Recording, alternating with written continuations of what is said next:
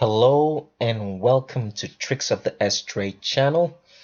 Today is the 3rd of April 2017, and today's video we have Andy Biersack.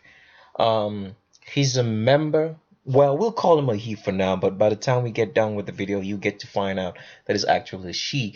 So he's a member of a rock band called, I think, the Black Veil Brides. Let me make sure that I get that information correctly. Yes, Black Veil Brides, that's the name of the band that Andy Biersack is in. If you're a fan of the great rock and roll bands way back in the day, like all the Metallica bands and so on and so forth, then you would be a fan of Andy Biersack. Or if you're young, as the case may be, as we all are, then you would be a fan of Andy Biersack. You probably have heard about him. So before we get into the video, I'm going to talk about a few things because I happen to be in the beautiful city of London today, and a lot of things has been going on in London, in England in particular. So I'm going to talk about that on the show today. So we'll just have a little bit feel for it. But before I get into that, if it's your first time on our channel, and I would like to welcome you, and also like to let you know that even though we feature a lot of like transgender and transsexuals on our channel, the whole idea isn't really about transgenders and transsexuals. It's more like using that as a foothold for you to actually see that these things are real and they are happening. Our goal is to get you information, correct, precise information, all right? We're not here to disinform you in any shape or form. If we happen to give out misinformation, I want you to pardon us, because as you should know, you should also be able to study and research what we say, all right? Not just take it in. Go back and do your own research, because that's how you're gonna get knowledge and be and be a person who understands things, okay? So you have to do your own research, not just go off what we say. So, and before we get into the video, as I always say on all our videos, we are not against transgenders or transsexuals, all right? If you reach the age, adulthood, that age in which the law accepts that you're an adult and you can make the decision on your own and say, okay, I think I should live a fantasy or the hoax of being in another sex or gender that's not the sex or gender that I was born with. I mean, that's totally up to you. You do you. We are not here to judge you. We can judge you because God has given us the right? Has given us the will, power to live our lives any type of way we want it to be, and He will remain the judge. God judges, not us. We're just presenting information. We're trying to make people understand the world, because there's a lot of lies and a lot of deception out there. People are making decisions when they don't have the full information. The decisions you make are biased. So, for example, what am I trying to say? The world we live in does not present the full facts to you for you to make a decision, right? Every decision you make is based on biased information that's always going to lead you to make the wrong decision and go the wrong way. That's just the way the world works. And so our channel right here is dedicated to giving you information, some bit of truth, all right? And not just a bit of truth. We are dedicated to giving you the full truth to the fullest degree that we have, all right? So that's what we're dedicated to. So if it's your first time on our channel, right, I do recommend that you watch the primer video. If you already watched the primer video, then you're good to go. But if you haven't watched the primer video, I mean, if you're a fan and you've subscribed and you haven't watched the primer video, I please beg you, please do watch the primer video. It's very, very important that you do. right? Because when you do, it will give you a basis and it will give you full information of what we're trying to do here, so you can perfectly understand what we say when we say it and how we say it, all right? And also, like I usually say, and I'll always present this fact in all the videos, that the people, all right, who are behind taking children, all right, who have put the system in place such that these children can be taken, can be bred, all right, can be taken care of, the media to cover the tracks of what they're doing and what these children are intended to be for the purpose that they're created for, is the Vatican, the Roman Catholic Church hierarchy. I'm not talking about like lay Catholics here, or like regular Catholics who go to Mass every day and take all the sacraments and the communion and all that fine stuff. I'm talking about the hierarchy. When I talk about the hierarchy here, I'm talking about the people who run the Vatican, who run the Roman Catholic Church system. They are the ones who run this world. They are the inventors of the New World Order. They are the ones who own everything, down to the underwear that you wear, to the lotion you rub on your skin, to the toothpaste you have. The Vatican has a hand in it. They've always had their hands in everything, right? What they're trying to do right now, which is almost like maybe 80% complete at this moment, is what they call the New World Order. In simple terminology, the New World Order just means that the Pope wants to own the world, everything in it, with you also, and he wants you to be a slave to him. That's just what it means in very simple terminology. All right. So, like I've always said, in every video, right, that I make, that the case of being the case we're trying to show is that children, young children, who are being bred and being forced into a life of slavery by being castrated or mutilated, fed hormones, and forced to live in a sex and gender that's not their own. We were all children. I want you to think about this for a second. I don't have a problem with grown men doing things that they think is what they enjoy. I have no problems with that. But when you're taking children, we're all children. So imagine that. So this is what gives me the greatest concern, to expose this to people, to bring to the public knowledge of what's really going on around them. So you can understand your world and know who your enemy and who your problem is. All right? That's what we're trying to expose on this channel. So with that said, I want to get into the video properly, and I will always recommend, if it's your first time on our channel and you haven't watched the primer video, that you do so, that you should also watch the Marilyn Monroe video at your own time, right? And you can also watch the Zayn Malik video at your own time, and you can go through the videos on our channel at your own pace, right? We have a lot of videos. They all have information that is necessary and pertinent, which you should know about. So what I want to talk about, because I'm in the fine city of London, England, I'm going to be talking about a lot of stuff, because there's a lot of fear. Because if you've been listening to the news lately, you will hear that there has been some bombs or some terrorists, trying to blow up stuff.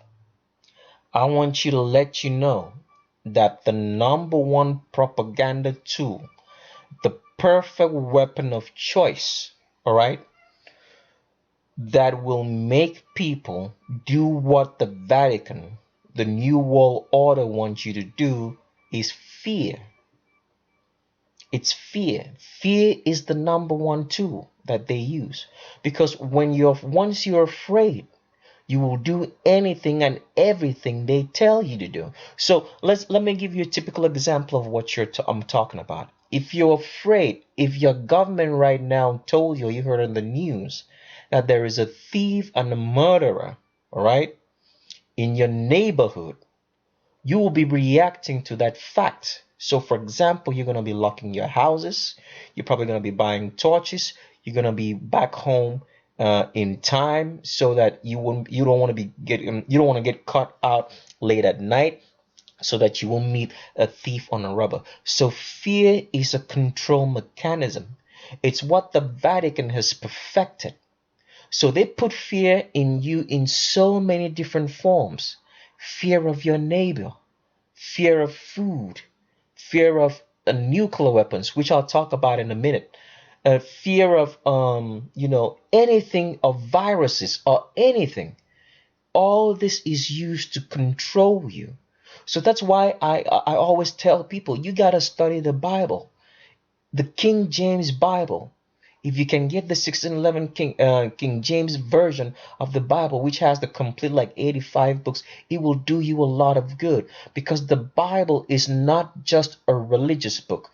It's a book full of wisdom. It will teach you logical, sound, correct reasoning in which you can be able to process things. It's the Bible that tore down the Roman Catholic Empire during the Reformation under Martin Luther. It is what is still a problem today until today. The Bible, on people, studying the Bible to really actually know the wisdom that's in it.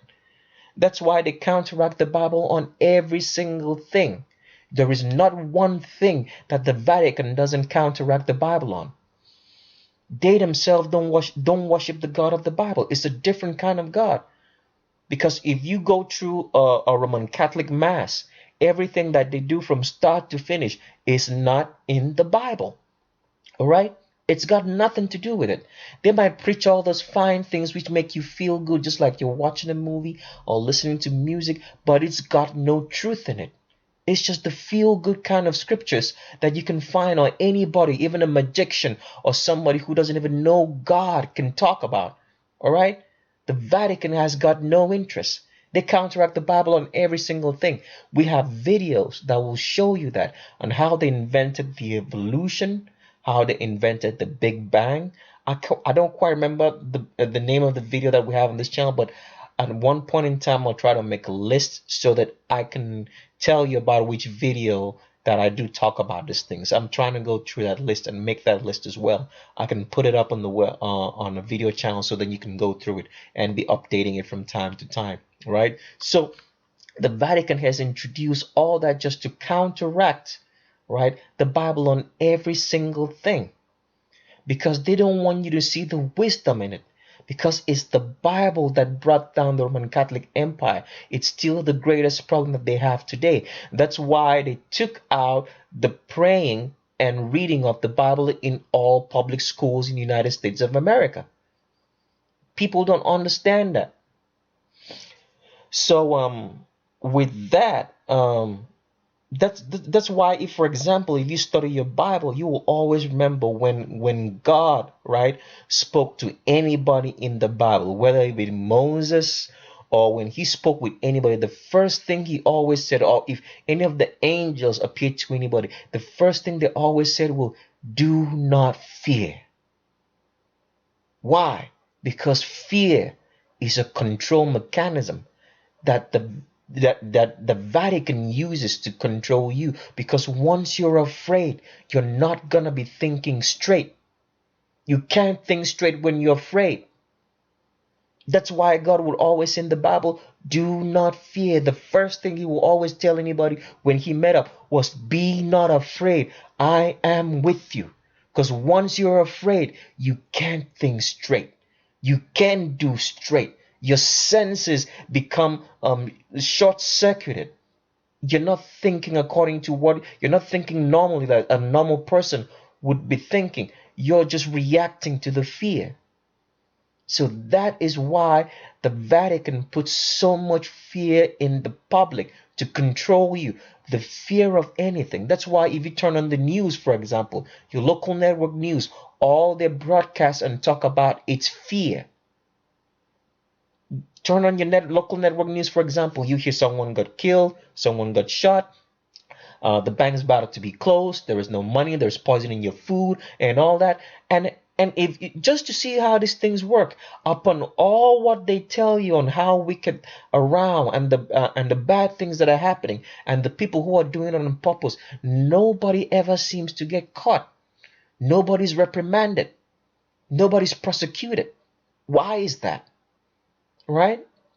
So, to start off, let's talk about what I want to show you here about nuclear weapons, all right? First of all, before we get into some subject matter. Now, you can pause this video at any time, and I'm going to highlight this, right? You can pause the video and copy out that link, paste it in your browser, and read it, all right? I want you to do that. Now, the story I'm trying to make you understand is called, they say, radioactive boars are taking over this nuclear wasteland, and that's just the start of the problem. Now, if you know your history on nuclear weapons a little bit, you would understand that they say that nuclear weapons are radioactive materials. If you probably heard in the Second World War when the United States dropped a nuclear weapon on Hiroshima and one other city in Japan, they said that that city would not, or the land would be unlivable for close to like 100 years, and that people would be born with all sorts of defects. All right. And but when we go to Japan right now, as of today, Japan is a thriving nation.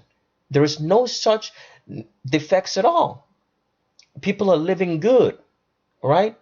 Japan is one of the wealthiest countries in the world. They produce almost all the electronics that we use, and cars as well, be it Toyota, be it Honda, be it Mitsubishi. I think so if I'm correct, and some various other, and TVs like Samsung that we watch, all right, or that we watch TV on, all seem to come from Japan. Oh, I think Samsung actually comes from Korea. I'm not too certain, but a lot of like electronics like Sony, for example, comes from Japan, if I'm right. Okay. So now, what I'm trying to show you here is one of the fear tactics of nuclear weapons. Because if you scroll down this page like I'm scrolling down, it says here. Now, remember there was an earthquake that happened about 6 years ago in Japan that caused, they said they had to shut down a nuclear power plant because the nuclear power plant was melting. The rods were melting, right? Now, and you've also probably heard of another nuclear disaster called Chernobyl, all right, in Russia, in which they said that the nuclear power station melted down and the rods would sink into the earth, right, and probably come out some other place, and the place is gonna be like all it's not gonna be livable, and people, the plants won't grow, animals won't be able to feed for a couple of years, and then the Vatican, who owns all the media outlets of fear of propaganda, created a series of movies on Chernobyl just to keep that mindset of fear about nuclear weapons going on. But if we read this story right here on Fukushima. Now, it says in 2011, if you follow my mouse, it says a catastrophic chain of events led to nuclear meltdowns that caused over 300,000 people to evacuate the town surrounding Fukushima. Today, now, what is today? All right, it says today the area remains a radioactive ghost town, still too dangerous for human residents. All right, now the story tells you that I want you to follow this story pretty well so you can spot the lies when the Vatican is telling you a lie. It says today, let's see, what's today's date actually? Let's see the date that this article was written. It was written on April 14, 2017. April 14, 2016 at 2:18 p.m. That's almost close to a year now as of today, all right? Now, if we go down and read this story, so I want you to take note of this. It says, today the area remains a radioactive ghost town, still too dangerous for human residents. Then it says, but that isn't scaring away the boars. So it's too dangerous for human residents, but boas can live in it. Does that make any sense at all to you? That boas can live and human residents cannot live. Now, let me give you a typical example of how science really works. Because science works on observation, all right? happen to know a thing or two about computers, so I'm just like a science man as well, okay? Now, we always know, for example, let's say a drug wants to be tested, all right?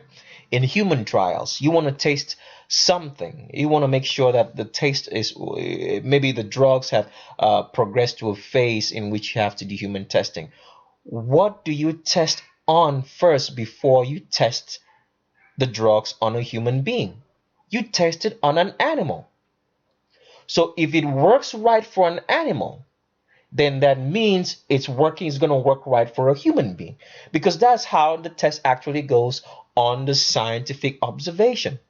So if if the radioactive material in Fukushima right here isn't scaring away the boars, automatically we should know that it shouldn't scare away human residents.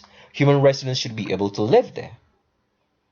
So I'm just showing you how the tricks of fear work with the nuclear thing. Now, I'm not trying to say here that there are no great weapons that can, cause a lot of destruction. But what I'm saying, that the nuclear thing, the nuclear scare tactic, has not been proven based on the information that we're getting here if we put sound logical thinking to it. All right? If you read down this page further, all right, you would see that they're trying to link all the nuclear disasters, because it has been proven.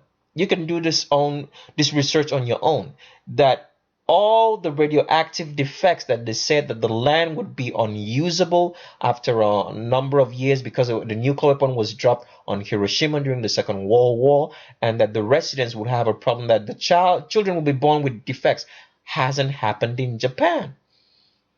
I can try to maybe I should try to get that story right out here for you, but I'll do that in a second. Before I go further, I just want to show you how these guys try to link the fear in here. For example, when they try to link this Fukushima with Chernobyl, so I'll read that a little bit more so you can see what I'm saying. It says, this isn't the first time a nuclear disaster has provided a stomping ground for local animals. You see how the Vatican plays with your senses, taking you for fools? Because, like I've always said, people don't think anymore. They don't put their brain to work. Because we always know, when we try to test if something is safe for human beings, we test it on animals first. If it's safe on those animals, then it's safe for a human being. This is a known scientific way of approach of solving problems related to human beings. All right? So I read further. It says the nuclear disaster zone of Chernobyl has seen a surge in its wildlife population over the past few decades, according to the National Geographic. So look now, I'm just gonna call it what it is. The nonsense that they say right after that statement. So you can see how the Vatican plays you for a fool. It says, look, just here, listen out. It says, it turns out that when you remove humans from the equation, animals like wolves and bears and wild boars actually thrive. In other words, when it comes to choosing between high radiation levels and human cohabitants, we actually appear to be the greater of two evils from a wild animal's perspective. I want to break out laughing here, but I'm not gonna laugh just for the sake that it's a show and it's a video. So let me show you some other stuff on Japan about the effects on which they said that we would have like problems in Japan, defective effects which are not existing. So give me a second, all right? Let me pull that information out. So here is the info I was trying to get to you, all right? You can actually pause the video and copy the link out here as you're following my mouse right there. Pause that video, copy the link, put it in your browser and read it, okay? Now, I'm not saying on this channel that there are not weapons that can cause a lot of damage. But what I'm telling you, that the way they make nuclear weapons to be is not what it appears to be. All right? That's what I'm saying. Now, if you follow this page that I'm on, right? If we scroll down a little bit, I'm just gonna read something out on what this guy is saying. Um, Okay, just follow my mouse. It said, it is commonly believed that the survivors of Hiroshima and Nagasaki have a high cancer burden, a significantly shortened lifespan, and children with high rates of mutations abnormalities. After a careful examination of the data, the author found this to be an incorrect assumption. Right? Now, if you read on, it says Jordan summarizes these findings, there's an enormous gap between that belief and what has actually been found by researchers. Now, let's think about it for a second from a very logical perspective. Japan is a thriving country. If the way they had said that these nuclear weapons would cause such deformities and defects in people, Japan shouldn't be doing as well as it's doing today, 70 years later, because we have to understand that in order for a country to be successful, it has to have a thriving, healthy population. And Japan is one of the most healthiest nations in the world. All right. So let's think about it from a very logical perspective from that perspective that of what I'm saying. So the whole thing, the whole nuclear weapons thing, is a fear tactic. Just like you hear about North Korea firing nuclear weapons in the news and all that, it's a fear tactic to make you afraid. Because once you're afraid, whatsoever your government or the Vatican tells your government to tell you to do, you will do because of fear. That's how fear is used as a control mechanism. All right. That's what I'm trying to show you. There's also another article here. You can actually copy this part out that you follow my mouse as I'm highlighting on the screen and put that in your browser. It should bring up the story, and you can pause this video so you should know that when you put that in your browser, that this story comes out correctly, and it's going to be from the dailymail.com, and it's going to talk about the same thing about the whole bombing thing that doesn't make it look right. All right, that it's not as what they said it would be. Now I can read something. It's almost the same story as the earlier one that I showed you. um, but I can just read it to say most people, including many scientists, are under the impression that the survivors facing debilitating health effects and very high rates of cancer, and the children had higher rates of genetic disease, said Bertrand Jordan, an author and a molecular biologist at A. Marseille University and the CNRS in France. He says there is an enormous gap between that belief and what has actually been found by researchers. So I just want you to know one thing when you study this story, all right? Or when you listen to the news. Everything that they try to make you do will be propagated by fear. Fear in any shape or form. That is the tool of the Vatican, all right? So, with that said, I'm going to show you something else about a fear tactic that's very, very particular about the Vatican, all right? What I'm going to show you happens to be from from a guy called Edward Snowden. We'll come back to Edward Snowden in a minute. But maybe I should just start off with Edward Snowden. But I wanted to start off with the story on there was since I'm in England, London right now. There's a story about a bill that's being signed into the UK. Now, the bill is called the Investigatory Powers Bill. Now, what this bill does is that it gives your internet service provider, all right, the ability to store your searches and the websites that you visit on your internet for a year, and then they can hand this over to the police. Right, this data is going to be stored. So for example, right now that I'm doing searches on this internet, right, and whatever you're researching on or whatever you're buying, that stuff is going to be tracked. That means that when you log on to your internet service provider all that information is going to be cached in their servers on which websites you follow or which websites you visit. And the government is going to store this on their servers, all right?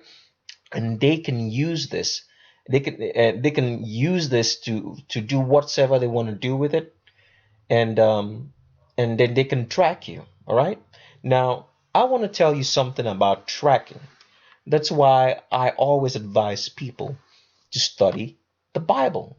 Now, we live in a surveillance society. We all know that we're being surveilled at any point in time, maybe through phone, maybe through cameras or hidden cameras, and through what you're doing on the internet, and so on and so forth. All right. Now, what I want you to understand is this. All right. I'm going to take somebody you probably heard in the news in the United States. His name is Edward Snowden. All right. Edward Snowden right here. Now, Edward Snowden happened to be somebody who came out in the public, all right? He told us that the American government, all right, was spying on its citizen by keeping track of your phone records. They could get into your call and get into your phone, and and they could actually know what you're doing. Now, I want to just tell you a short story about Edward Snowden. I want you to think about this for a second because people don't actually think. Edward Snowden said that the government can track you, they can follow you, all right? And they can know where you're at every point in time. Now, for some reason, I want you to know that Edward Snowden works for the government. That means he has a high level of clearance, a security clearance in the United States government. And this person who gave you the news that you're being tracked, that the government is watching over you, somehow managed to get out of his office at the National Security Agency. He somehow managed to avoid the authorities. Remember, he's the one who's telling you that the government is watching you and tracking you. He managed to avoid the cameras. The cameras didn't pick him up. The phones that he was using, when he thumbprinted himself through passport and immigration, they couldn't catch him, right? He boarded a flight with his own passport and traveled all the way to a country somewhere in Europe before ending up in Russia. And he wasn't tracked and caught. Now, I want you to listen to if that story makes any sense at all. Because people just believe everything they hear and see on TV without actually thinking through it. Edward Snowden told you that the government was tracking you, that they could track everybody, and for some reason he managed to slip out of them tracking himself, and he escaped all the way to Europe. Does that make any sense? I mean, if the government was able to track everybody and anybody at any time, then Edward Snowden should be the very first case example of getting caught. Because one, he was working for the National Security Agency. That means if they're going to track anybody else, if the person that they should track first and foremost should be the person who's working for them, so he doesn't run away and tell the secrets. But for some reason, he didn't change his passport, he didn't change his thumbprint, he just walked through the airport, boarded a flight to Europe, and voila, and started telling you the story. So what am I trying to say? I'm trying to say that this is a fear tactic and propaganda. Now, I know some things about what they call computers, so I'm just going to tell you something, right? Now, if you're going to be tracked, let's say, for example, you have a million or a billion sand grains on the beach, and you're trying to track one sand grain. How possible is it for you to catch that sand grain? Bearing in mind that the sand grain, there's wind moving all over on the beach, and that sand grain can move from point A to point B. Now, in computers, there's what we call latency, or what we call redundancy. Redundancy means that that there is a time period in which the information that you're looking for is useful. After that certain time period, all right, the information is obsolete. So if you've ever been in like maybe if you've ever watched TV and you hear about murder cases, they usually give 48 hours, all right, for you to find maybe the person who's involved in the murder. Because after 48 hours, all clues, whether it be thumbprints, fingerprints, or whatsoever you have, becomes more and more difficult to obtain. It's the same thing when you're tracking someone, right? So if you're trying to track someone, let's say for example, okay, you have one particular person that you're tracking, all right? If you do not get enough information to catch the person under 48 hours, the trail gets colder and colder every second and every minute. So what Edward Snowden was telling you is not possible. You can track a person. You cannot track everybody. That is impossible. You can track one person. Because I remember one time when Obama actually said it, that it's physically impossible. He actually admitted to the fact that it's physically impossible to track everybody. Let me see if I can get that information out for you so you can see what I'm talking about. So I'm gonna play a short clip of what I talked about when Obama actually said this, that it's physically impossible for you to track everybody. And then after that, the clip is being played, I'll come back and make some certain statements. So let's get into this, all right? Let's see if I can find that clip right here, and it's right there, and I'll play it from here, all right? So listen. And that is part of the visa review process, that people are investigating what individuals have said publicly and questioned about any statements that they may be made. But if you have a private communications between two individuals, that's harder to discern by definition. And one of the things we'll be doing is engaging with the high-tech community to find out how we can, in an appropriate way, do a better job if we have a lead to be able to track a suspected terrorist. But we're going to have to recognize that no government is going to have the capacity to read every single person's text or emails or social media. If it's not posted publicly, then there are going to be feasibility issues that are probably insurmountable at some level, and it raises questions about our values. I mean, keep in mind it was only. So I pause it right there. If you did hear now, you can actually let me highlight this website right here. So you can actually copy that out right there if you're following my mouse, and then you can start playing the clip at around 10 minutes in, and you will hear when he says it that it's impossible for you to track every communication, whether it's public or not. It's insurmountable. You actually heard those words. So now that is what I'm trying to show you, that the government sets fear up as a propaganda tool, right?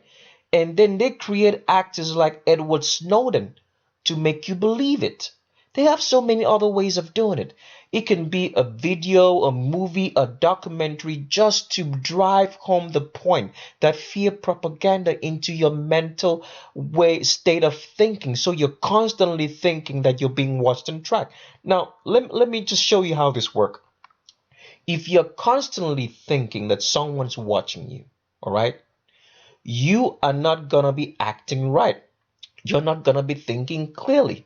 You're going to be afraid of doing certain things because you think someone is watching you. So it's more like, for example, let's say, I'm just going to give a crude example here, and pardon me for making this crude example. If a woman, all right, knows that someone's watching her while she's taking a shower, all right, that lady is going to be afraid of taking showers. That's how it works. That's how the fear propaganda works. So if, for example, let's say right now that we are afraid that the government is watching over all communications that we make, we are not going to be able to communicate with one another. We're gonna be not gonna be saying the things that we're supposed to say because we are afraid that the government is watching over our communications. Does it make sense what I'm saying? So for example, maybe you had something negative to say about maybe Obama or Donald Trump or something you think you ought to say. But because the government has made you to believe that you're being watched over, you're afraid of saying things. So you're afraid of making impact. You're afraid of gathering together and discussing things that you ought to discuss because you're afraid that the government is watching you and they're going to crack down on you at any point in time. So that's how that idea actually works. Okay? So if the government, let's just think about it logically. If the government is able to track everybody, no matter where you're at, and there is a computer that can do so, that means that computer has to be God. So that's why you need to study your King James Bible to understand that the only person who can be at every place at the same time only is God Almighty. But the Vatican doesn't want you to have this kind of knowledge. That's why it doesn't want you to study the Bible. That is why it counteracts the Bible at everything. Because when you know that God is the only person who can watch over everybody, who knows where everybody is at any time else, that he can see everything.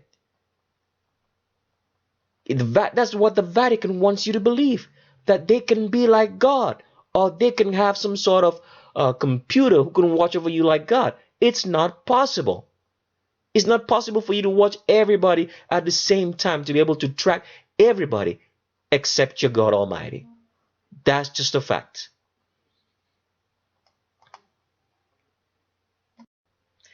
So, with that said, let me move on to the next topic because I'm done with Edward Snowden here and your former president Obama. Since I'm in the fine city of London, England, I just want to talk about something that people don't actually know, don't actually reason enough because it's not um, it's not public knowledge. Now, what I wanted to show you, if you've already been on a channel, right? I will just present some pictures to you on what I'm going to say. You would happen to know that we've talked about. Let me just pull the pictures up further.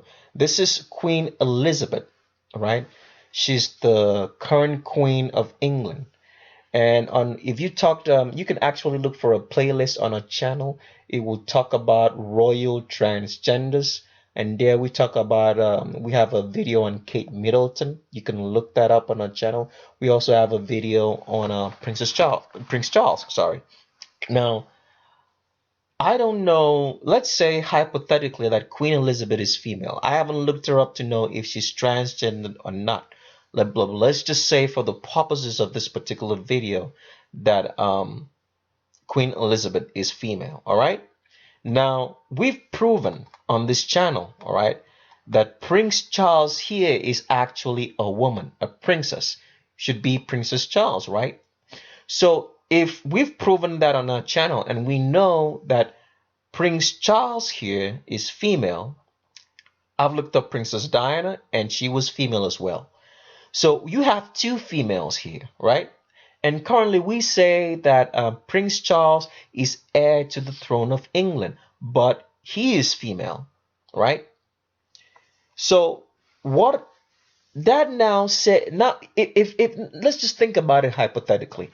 If this is female and Princess Diana was female, that means we have two females, and two females can produce any children, all right? And let's say, and since two females can produce children, we have to ask this question: where did the sperm come from for the children that Princess Diana had, which happens to be Prince William here and Prince Harry here, all right? So the question now arises, where did the sperm come from for these two sons? Right?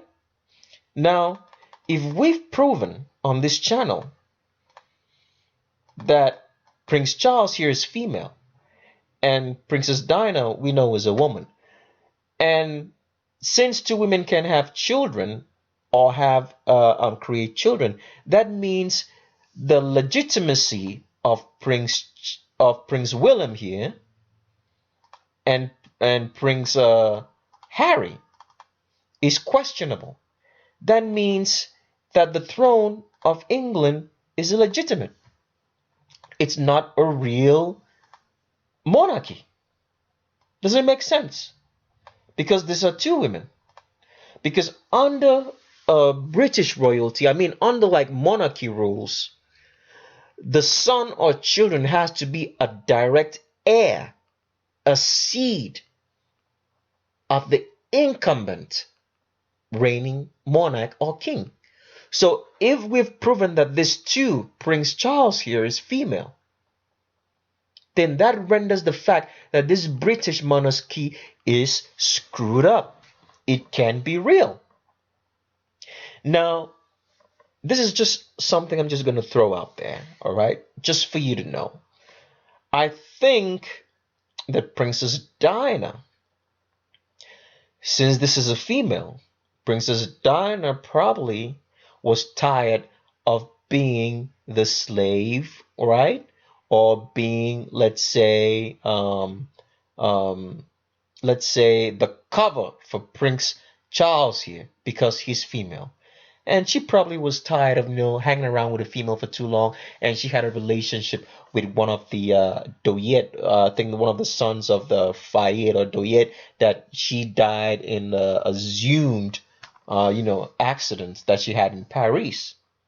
Now, I'm thinking that it's probably because this is female and she was tired of being around a woman, had an affair with a man, and the British royal family didn't find that funny, and so they offed her. It's just my thoughts. I'm not making any accusations. It's just part of the story that I'm putting out there. So it's just my own conjecture. I could be all wrong, but that is what I think. Now, the next picture that I'm presenting to you is Prince William. And we've proven on this channel that Kate Middleton is a man. And two men can produce any children. Now, if Prince William is the third in line to the throne of England behind Prince Charles, and this is a man, and Kate Middleton is a man, we have to ask the question, where did the children come from? Who provided the ovaries? Because if it did not come from a king, a prince, and a princess, those children are illegitimate. So that means that the throne of England here is illegitimate as well. It's just a facade. It's not real. There's no true reigning monarchy. All right? Now, we're on to Meghan Markle. Now, the news being painted around is that Meghan Markle is dating Prince Harry. And the news and the media is setting it up to look like they're gonna get married. Now, why is that so? You have to understand that Meghan here is black because, as you can see, this is her mother right there, and that's a black woman. And under the British monarchy today, that would render this marriage, supposedly affair of Prince Harry, being that he's so far down the line that he'll never be king, illegitimate as well, because this lady is black, right?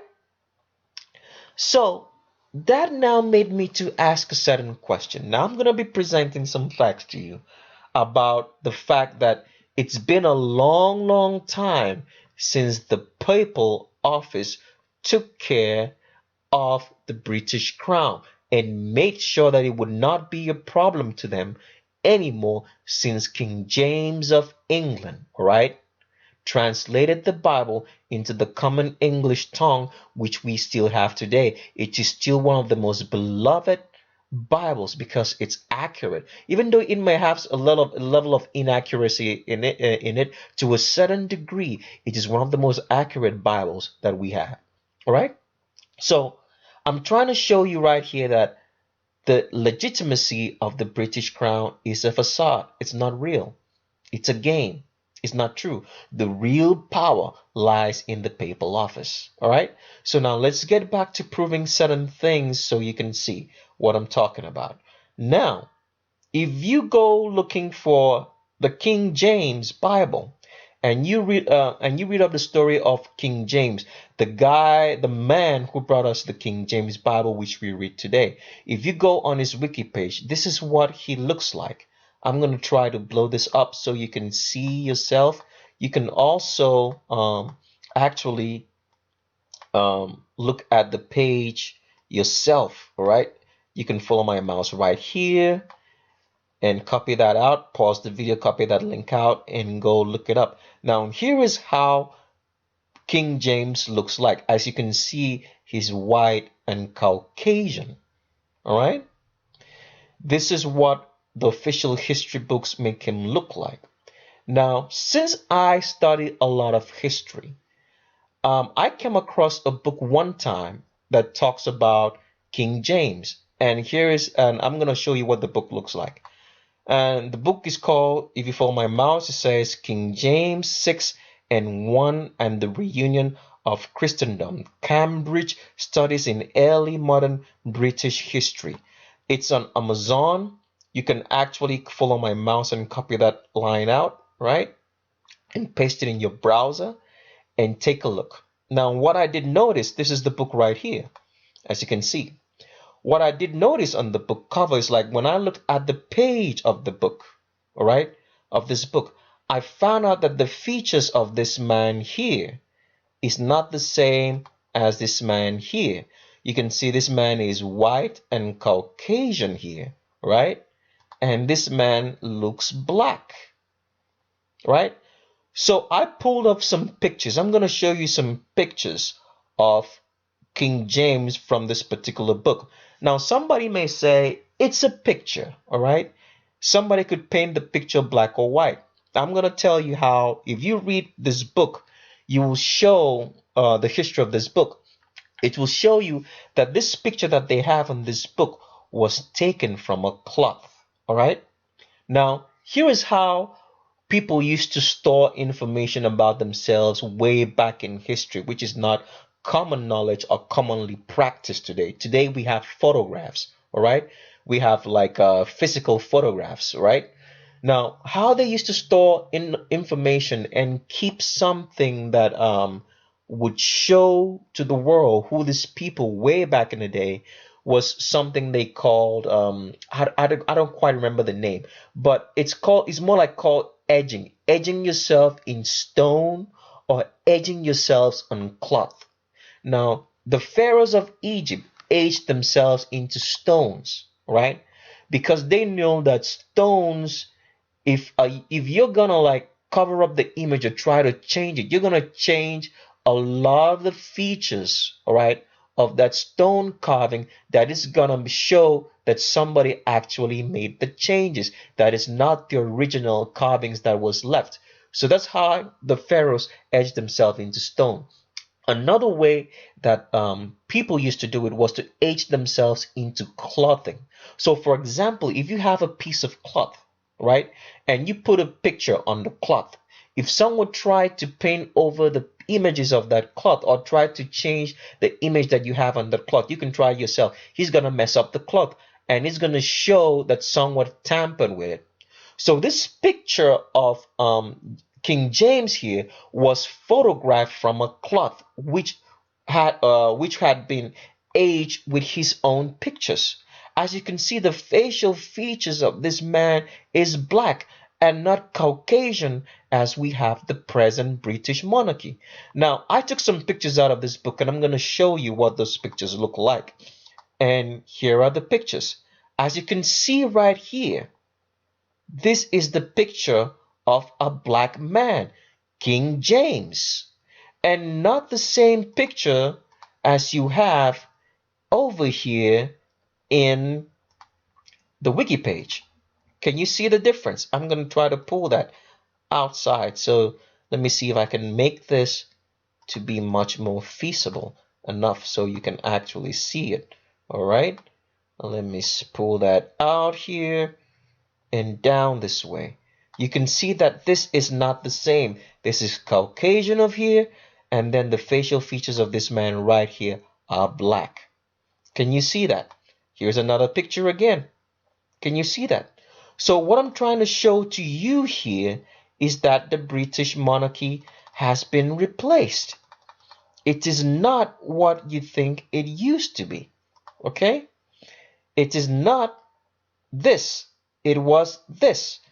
Can you see the facial features here? Take a good look again. That's a black man's facial features. All right. So that's what I wanted to bring to your attention because of all what's happening in the fine city of London in England recently. Okay. So now, with that said, let's get back to Andre, what's his name again? I've totally forgotten his name on who I was trying. We had the video on today. Let me get his name again so we can get back. But today we're talking about Andy Biersack to show you that he's a transgender. Now, if you read the story of Andrew Dennis Andy Biersack here, he says, formerly known as Andy Six, is an American singer and pianist. He's the founder and lead vocalist for the American rock band Black Veil Brides. All right. Now, let's read further into Andy Biersack. All right. And what do you notice about Andy Biersack's early life and education here? He says, for his early education, Biersack attended a Catholic elementary school. He said, which he has spoken of in many interviews. He says his preschool teacher was Jamie Peters, who had a big influence on his creativity. That goes to show you once again, like I've always said, the system put in place by the Vatican to make sure that it controls, all right, and produces the people that they can rely and depend on to run the new world order. All right.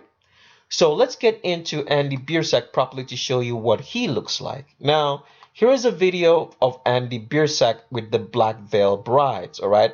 The title of that, the song is called In the End.